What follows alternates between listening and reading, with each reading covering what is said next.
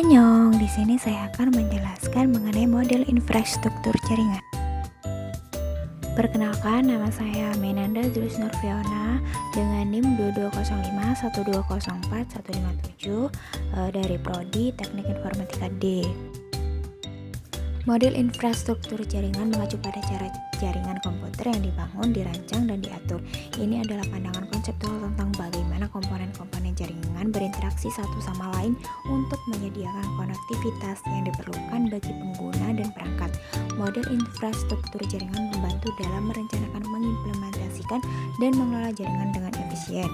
Selanjutnya ada pengertian jaringan komputer, yaitu kumpulan perangkat keras, perangkat lunak, dan infrastruktur yang digunakan untuk menghubungkan berbagai perangkat komputer dan perangkat elektronik sehingga mereka dapat berkomunikasi dan berbagi sumber daya seperti data, aplikasi, dan perangkat keras. Tujuan utama dari jaringan komputer merupakan memungkinkan komunikasi dan pertukaran informasi yang efisien antara perangkat baik secara lokal maupun jarak jauh. Selanjutnya ada jaringan terpusat atau centralized network, merupakan jenis infrastruktur jaringan komputer di mana semua sumber daya dan komponen jaringan termasuk server dan perangkat penyimpanan data terletak di satu lokasi fisik yang disebut sebagai pusat data atau pusat server. Dalam jaringan terpusat, semua komunikasi dan akses ke sumber daya jaringan terjadi melalui server pusat tersebut. Lalu ada jaringan terdistribusi atau distributed network, merupakan jenis infrastruktur jaringan komputer di mana sumber daya, data, dan komponen jaringan tersebar di beberapa lokasi fisik yang terpisah. Dalam jaringan terdistribusi, tidak ada satu titik pusat yang mengendalikan semua sumber daya, melainkan sumber daya jaringan ditempatkan di beberapa lokasi yang mungkin tersebar geografis. Pembagian jaringan berdasarkan jangkauan geografis. Yang pertama ada PAN atau Personal Area Network, yaitu jenis jaringan komputer yang memiliki cakupan area yang sangat terbatas, biasanya hanya sekitar beberapa meter hingga beberapa puluh meter, dan PAN dirancang untuk menghubungkan perangkat komputer dan perangkat elektronik pribadi dengan jarak yang sangat dekat, seperti antara perangkat yang terletak di sekitar pengguna. Contohnya saja yang pertama Bluetooth, yaitu saat menggunakan headphone dan kabel Bluetooth untuk mendengarkan musik dari smartphone. Hal tersebut menggunakan PAN yang memungkinkan perangkat audio dan smartphone berkomunikasi secara nirkabel dalam jarak yang sangat dekat. Yang kedua ada remote control, yang digunakan untuk mengendalikan perangkat elektronik seperti televisi atau perangkat audio, sering menggunakan teknologi inframerah atau IRDA untuk berkomunikasi dalam jarak yang dekat.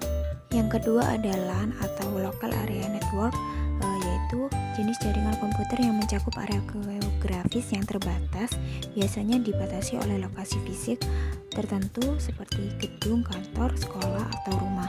LAN dirancang untuk menghubungkan perangkat komputer dan perangkat elektronik dalam jarak yang relatif dekat, biasanya dalam satu gedung atau area yang terbatas. Contohnya saja yang pertama jaringan rumah. LAN sering digunakan di rumah untuk menghubungkan perangkat seperti komputer, laptop, smartphone, dan smart TV ke jaringan internet rumah. Yang kedua ada jaringan sekolah. Sekolah dan perguruan tinggi sering menggunakan LAN untuk menghubungkan komputer, laboratorium, perpustakaan, dan perangkat lainnya untuk pendidikan dan manajemen informasi. Yang ketiga ada MAN atau Metropolitan Area Network, yaitu jenis jaringan komputer yang mencakup area geografis yang lebih besar daripada Local Area Network atau LAN, tetapi lebih kecil daripada Wide Area Network atau WAN.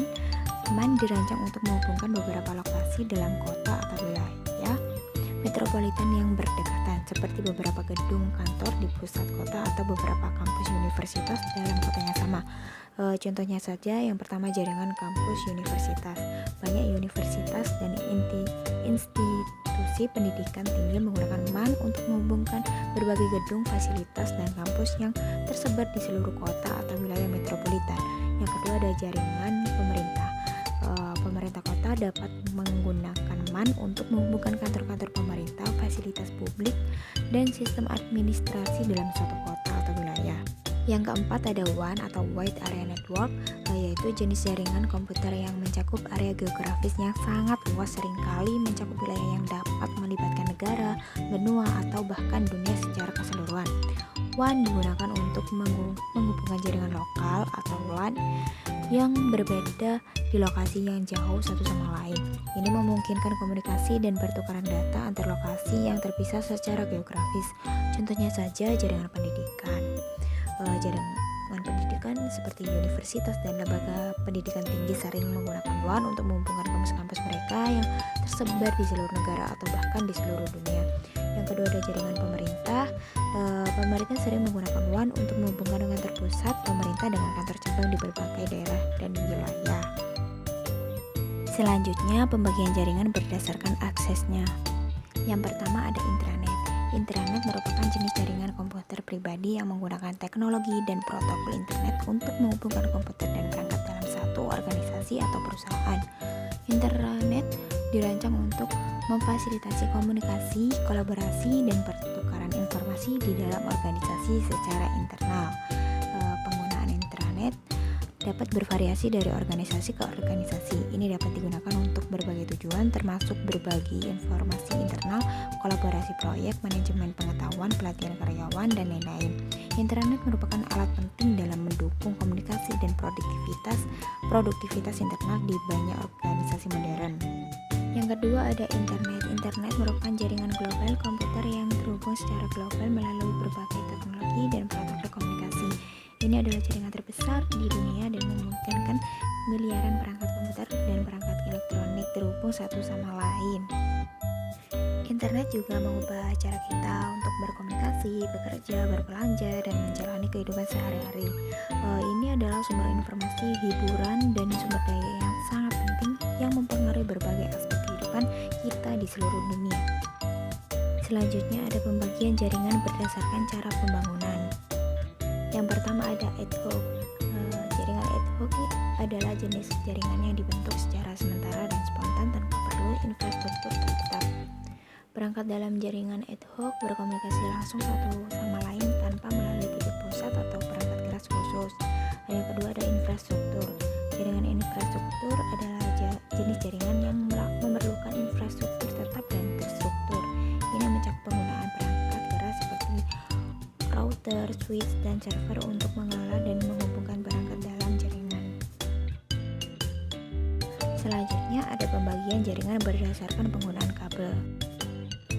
Yang pertama ada jaringan berkabel atau wired network, yaitu jaringan berkabel menggunakan kabel fisik untuk menghubungkan perangkat dan mentransmisikan data. Yang kedua ada jaringan nirkabel atau wireless network. Jaringan nirkabel menghilangkan kebutuhan akan kabel fisik dan menggunakan gelombang elektromagnetik untuk mentransmisikan data antar perangkat. Sekian penjelasan dari saya. 감사합니다.